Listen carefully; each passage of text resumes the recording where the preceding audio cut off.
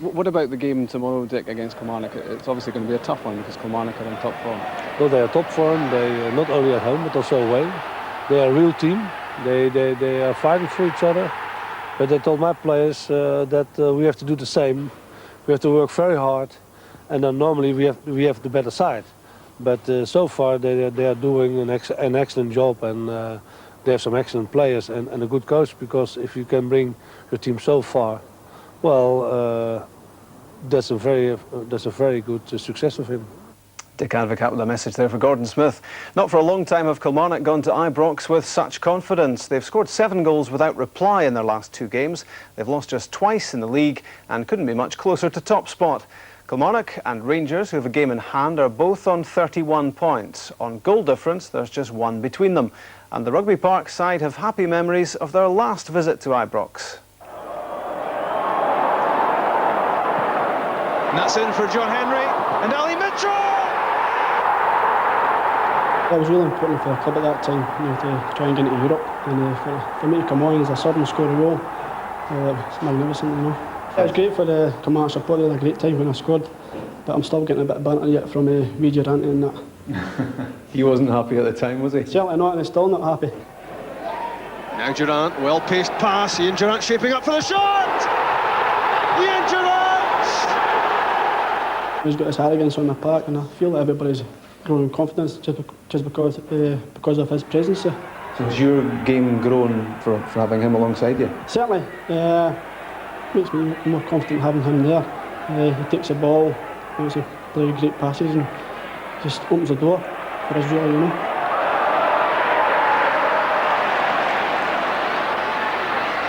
Durrant for Vareille, and that's number 3. We score goals, obviously that breeds confidence, and everybody wants to get in the action. They all want to chip in with a goal or 2. It's a team effort. I would even go as far as to say it's a squad effort, because we've got some good guys sitting there just desperate to get in but can't get in because the guys have set such a high standard and they're maintaining it, so they've just got to be patient and wait for their opportunity. Here's Gary Holt. Holt still has it. Still Holt. That's a superb goal from Gary Holt. We've got a confidence about the place. We've got certain players, as you know it, lift every day when they're down, although we've not been down that many times this year, so everybody's playing with confidence, enjoying their football, enjoying coming to work, which is an added bonus, and looking forward to every Saturday game. We've got to go there and play well and do a bit better than which we did down here when we played Rangers, because we didn't play as well as we could in that day. Not taking anything away from Rangers' performance, they deserve to win on the day. Does that still rankle with the players as well as you, that you didn't do yourselves justice here against them? Yeah, I'm sure it must do. As I said, they're all good professionals and they're very conscientious and they want to do well. And as I said, they've never done well on that day for one reason or another. And we'd like to put records straight there. I think there's still a bit of apprehension at the fact that you're going to Ibrox. You'll get a chance if we win, we can go clear at the top. So I think we'll get a bit of fear, but it's a nice fear. It's not like the last time when you go and you're expecting a drubbing, which we used to get in the past. So I think it's quite good for the future at the moment. Bobby, before too much longer, you'll be getting sick of reporters asking you, can you win the league? No, allow me to continue. I hope you're still asking me that in the last couple of weeks of the season. But who knows? As I said, I'm not a forecaster, I'm not a Mystic Meg. We'll do our best, and that's all we can do. Stefan Guivarc'h is back on the scene for Rangers against joint leaders Kilmarnock at Ibrox. It's an away day for Ali McCoist and for another former Ranger in the Killie squad, Ian Durrant.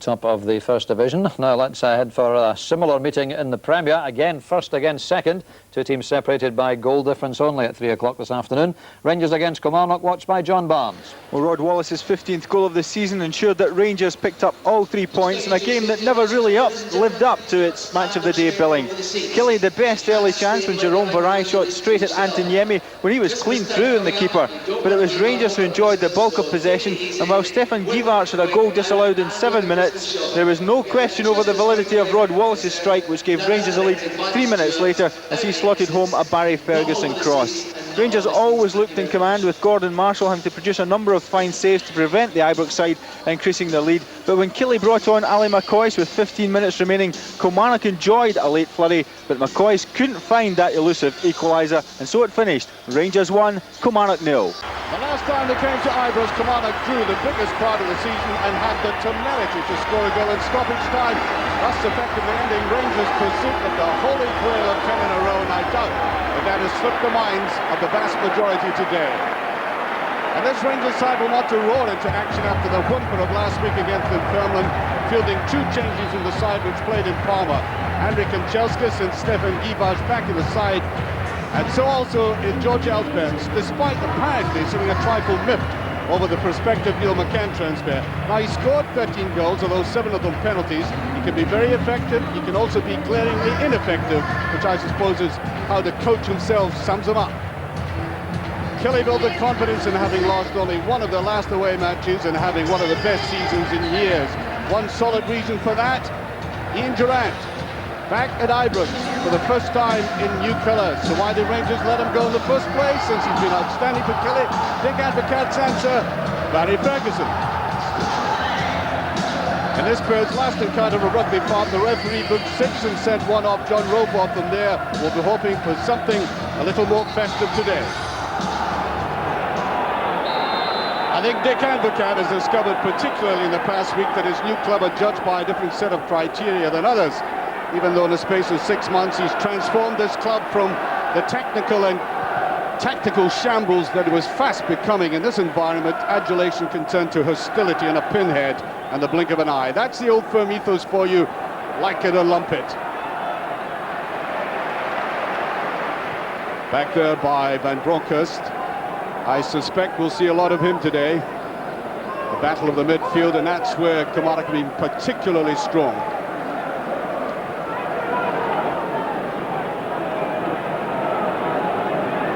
Trying to judge that longer one to Guy Vache. He took that down very well, Guy Vache.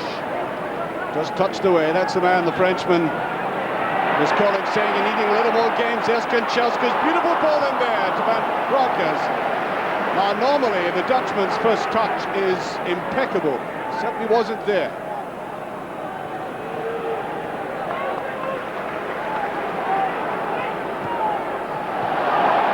Amoroso giving it away. This could be danger.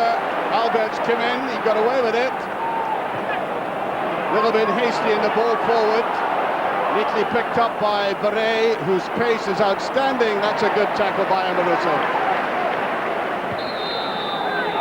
And I think a very late tackle. Van Bronckhorst takes it quickly.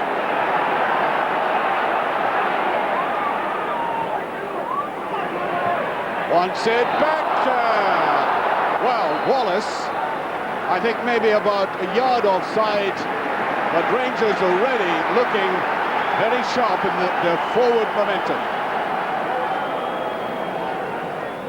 What a great job he's done, Bobby Williamson, with limited resources. And Bronckhorst just beyond Durrant there. Lovely little ball inside. Well, Guy Vache is especially good at that, laying it off. I've seen him doing that for so many other clubs. Watch it as he touches it back there. The man trying to give support, Barry Ferguson, but again, I think his finish lacked conviction. Touched on there by Ali Mitchell. Nicely inside by Wright, and now knocking the ball together for the first time in the game, Kilmarnock. Although that's a bad pass. Oh, this gone right between the two of them. Great chance for Vareille, and a great save. Well, that was the simplest of balls for the two defenders to pick up. It really was. Turning safety into calamity, and the goalkeeper got done, although I don't really think Vareille hit that again with any great conviction. One or two of these Kilmarnock players today looking slightly nervous. I really think, although the goalkeeper might take some credit for the way he came quickly out, I think Vareille was rather overawed by that particular situation he got himself into.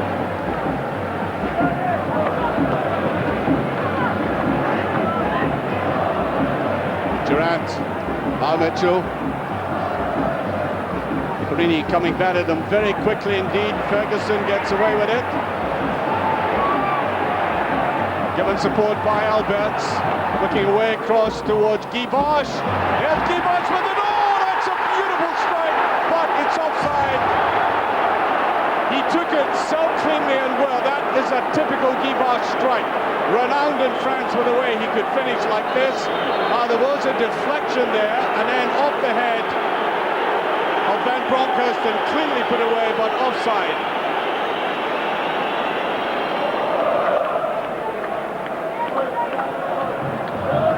Kanchelskis, who missed that game in midweek, looks in the mood today. He certainly wants the ball. He's been imploring his mates to put the ball in front of him. Newman just got away with that. Good interception though. And again, another outstanding player has been Ray Montgomery in the centre of this defence. Kanchelskis. Well, I think his first touch rather let him down again there, but at least he gets a corner kick out of that. And as I said, Kanchelskis looks up for this game today.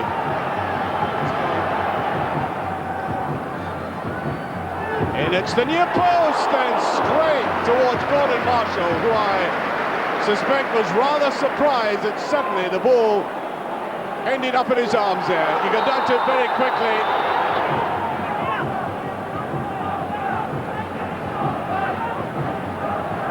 Alberts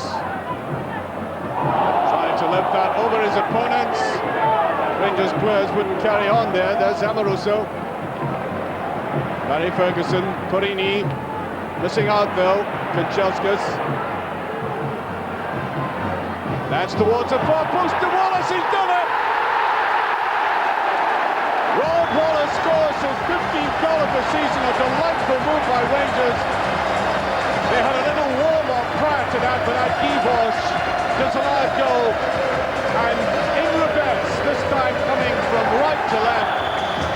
The bargain buy for Rangers of this season and had for many another season comes up there, knocks it into the ground, but the sheer bounce of that ball deceiving Gordon Marshall, and Rangers are 1 up. Football competition there as Martin Baker tried to come down the left-hand side. Kanchelskis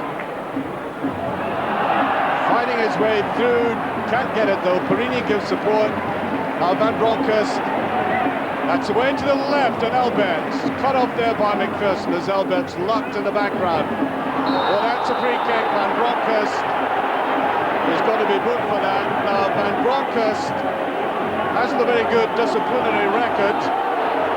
He's already had 7 yellow cards in the season so far. Just a little bit intemperate. I think outside of that, that's it. His only flaw technically. He's a very sound player, typical Dutch player, but he does have that flaw. Well, during a game I've seen shoulders being put back into place from dislocations. That was the tackle there, and total mistiming, and there's the bad fall. And here's the Sear shoulder. Off the top of Van Bronckhorst's head. And again, to Alberts. Using that left foot of his. Porini given plenty space. Still wanting to go forward. Losing out there, Ferguson. He sees Alberts. Now Van Bronckhorst. Rangers bring the ball about. Ferguson. Alberts touching it in there. Well away though as the ball came in. Kevin McGowne has his eyes riveted on this, and he had to. Dangerous ball, curling away, and in came McGowne. Ferguson again.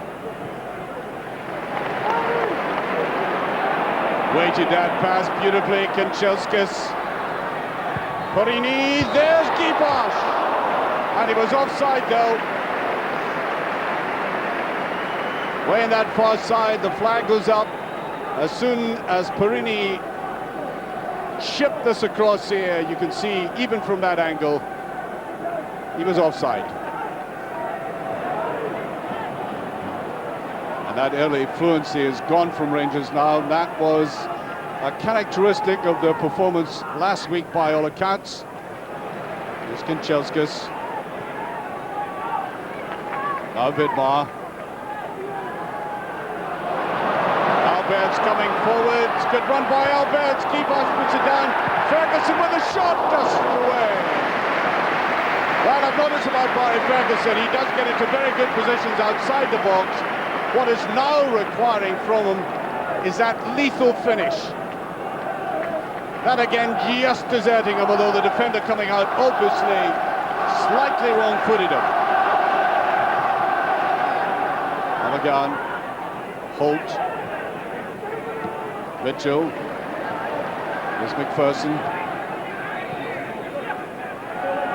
Van Bronckhorst picking this up. That's a very good ball indeed to Wallace. Away it goes. Brilliant run by Wallace. Kiebosh is just inside. And it's touched in. I think the deflection. Kiebosh tried to get away from his marker. Wallace realised that. And then as he parted with it, that little touch there by Gus MacPherson, who's got a good pair of legs in him. And Broncos, the taker of all these corner kicks. Swinging away from goal, Amoroso got a touch. Albert choosing his right foot. And that's another corner kick. Had it fallen to his other side, that would have burst the net. Sometimes he has to do something with that leg that he uses simply for standing on. Touched there by Van Bronckhorst. That was a dangerous looking one. Ferguson just got rid of it. Good understanding there with Wallace. There he is again. Kanchelskis, Perini racing inside. That's the cut across. Touch back there. Once again McGowne. Right there in the middle of the penalty area. He's been superb in the air today. Henry. A lot of balls being plied out there to the Russian. This time the left foot easily dealt with, though. A little bit obvious that. Alberts. Killie have got everybody behind the ball now. 5 minutes to half time. Here's Kiebosh. Almost picked up by Kanchelskis and away. Goal Killie though. In Durrant. Albert's in a very good position here. Vidmar's on the outside. Albert's with the shot. Well, I think he decided right at the death there that he would go for it himself. Vidmar on the left-hand side of him, just inside him there, Wallace, and then he went for it himself. I don't really think he hit that with his full weight, though. And there goes the halftime whistle, 1 goal in it, and that's about as even as it's been if you discount the opening 15 minutes where Rangers had almost entirely dominated, and then Kilmarnock coming back into it without really bothering Yemi. We had that superb strike, of course, by Kiebosh, which was discounted by the referee for offside, and then coming on the left-hand side for the ball floated across them. Although Rod Wallace hit it into the ground, it did go into the net. There was that bust by Vareille after the two Rangers players had left the through ball to each other, but apart from that, Kilmarnock not really bothered this Rangers defence as the home team go off 1 goal up. The Rangers certainly have that 1 goal advantage, but there are other factors in this game which may influence the outcome. It hasn't to be forgotten that Rangers played that hectic and harrowing game at Italy in midweek. Later on in the game that may take its effect as Perini came in support there of Kanchelskis. And of course, when you take all the games together, Rangers are playing their 31st match of the season as opposed to Kilmarnock's 24th in the latter stages of the game. That may tell very much on the legs.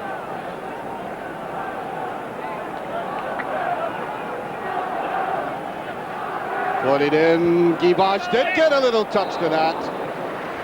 I think he may well have been backing into his opponent, but the referee points for a goal kick. Hasn't been all that successful in the air until this moment there. That might have surprised Gordon Marshall just a little.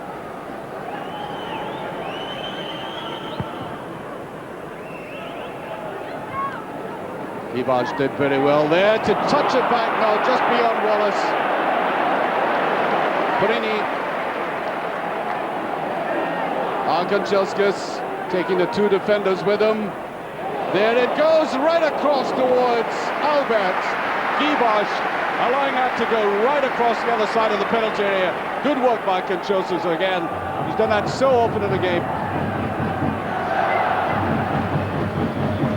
Tried to swerve that away from goal, and he does, and it's so near. And I think there might have been a deflection again from the head of Amoroso onto a defender. That's another corner kick. Yes, off the back there of Holt. Certainly have the height there, Rangers. That's very near the goalkeeper. Down to Alberts. Back now to Van Bronckhorst. A little bit strong that. Givaj tried to put it down. Everybody planted in that penalty area at the moment. Kanchelskis. Neatly touched away. Givaj gets it back, and then Wright. Knocked down by Amoroso. Pressure really on Kilmarnock at the moment. Free kick. And that was pace that brought that free kick about. Paul Wright absolutely deceived by that sudden little burst forward by the Russian. Wait to the far side again, and three players missing that altogether. And that was a case, I think, of indecision. Nobody would really make the final move to it. Givaj, that's a better ball to Wallace. Vareille gives support. Kanchelskis going the right-hand side. Floating that over beautifully. There's Albertson! Almost got to Givaj now. Great run by Albertson that time. He's hardly been in a game this far. And suddenly emerging on the left-hand side there. Good work by Gordon Marshall, I have to say.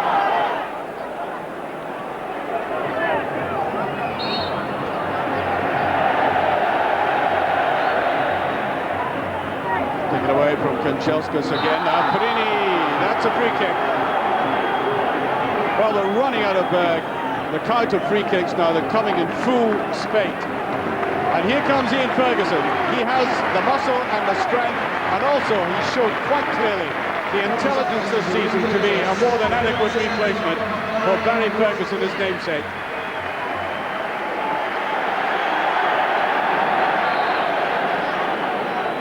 Ian Durrant with a free kick. It's a tempting one and away by Vidmar.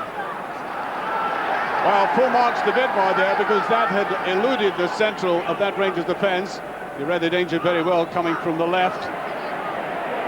Ian Durrant, old mates, they know each other very well, and although the Rangers management didn't like it there, he was out very quickly. Fergie's been on the field, what, 45 seconds? And he's made his mark. Well, I said at the start of this half that the efforts in midweek and the fact that Rangers have played many more games than Kilmarnock might be telling. I think it is at this stage. Kilmarnock have had much more of the ball in the second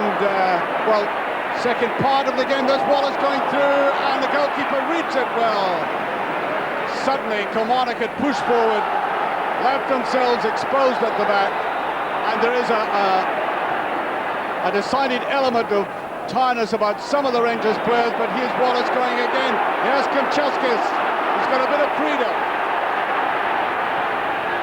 And in it goes, there's Ferguson, brilliantly saved. Wonderful effort by the substitute. He read it well, coming for the cross, but I think he drove it in a little bit too straight. Marshall didn't have to move all that much, but nevertheless instinctively shoving out his leg. Rangers' best effort of the second half. Here's Vareille.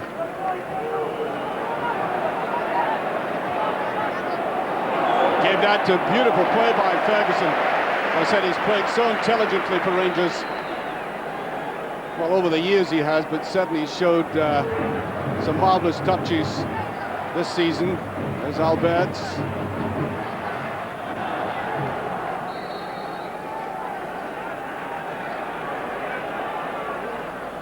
Jury gets a bit of freedom.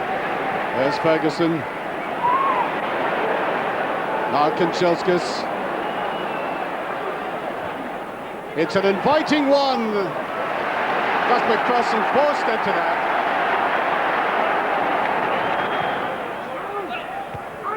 Back out it goes to Ferguson. He'll put it in and it's right through. A ruck of legs again. And he has made the most positive contributions to Rangers in the second half. We saw the first one. Here was the second one. That could have gone anywhere off that deflection. Good goalkeeping again though. With so much at stake, Saturday's game at Ibrox was always going to be a tense affair. Here now with his view on how this match was won and lost is Charlie Nicholas. So first met second at Ibrox on Saturday, and after looking at Kilmarnock closely last week, I felt they were ready to give Rangers a severe test. But I think overall their team performance wasn't to its normal high standard, and I think coach Bobby Williamson would be mainly disappointed with that. We've got by far the best defensive record in the league this season, Kilmarnock, and usually don't take risks like this. Rod Wallace just gets in a little gap between Montgomery and McGowne. Unfortunately for Kilmarnock, they just get away with it.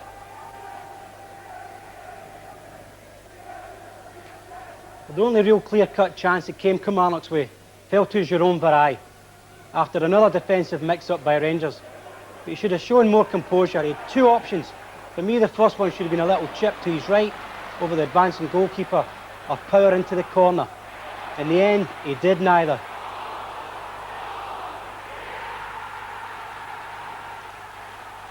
Well, the problem for Kilmarnock is how deep they've got to defend because of the runners. On this occasion, it's Perini. He takes another midfield player with him, and because of that, Barry Ferguson gets more space than he would normally get. And then the cross is good. But because again they've tried to play this fine line, Kevin McGowne is the one who's caught out. He's left stranded, and he's punished by Rod Wallace.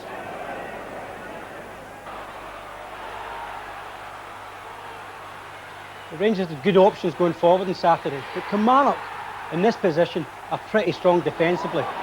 As Newman passes it, both Holt and MacPherson turn their back in play. As it's laid back to Alberts for the cross, they are suddenly 3 against 3 in the box.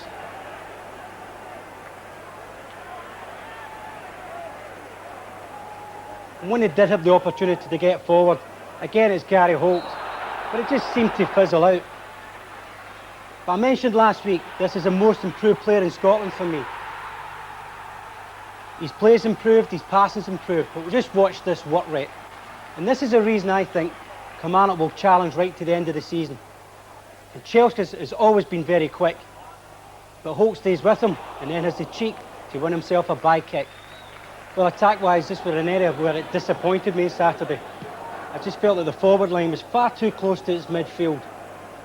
And even when Ian Durrant did something nice like this lovely change of direction, it's just far too congested. But Jerome Vareille was off at this time injured. He gives him a great option in the fact that he likes to run in behind defenders and create space. But Durrant's got that ability to hit that space. But he's searching for it, and there's no one making good movement for him. So again, he's got to be patient. Eventually Rangers press him, and it's a frustrated pass. Barry Ferguson was the man who got most of the space. Van Bronckhorst, who made forward runs all afternoon, was well marked by Gary Holt. But I felt the rest of the midfield for Kilmarnock was overprotective of their defence, and because of that, forgot about man marking the other midfield players. And Barry Ferguson nearly punished them again. I thought they looked nervous on Saturday, and Bobby Williamson will be disappointed. Dick Advocat will be the happier of the two coaches. They are now 3 points clear at the top.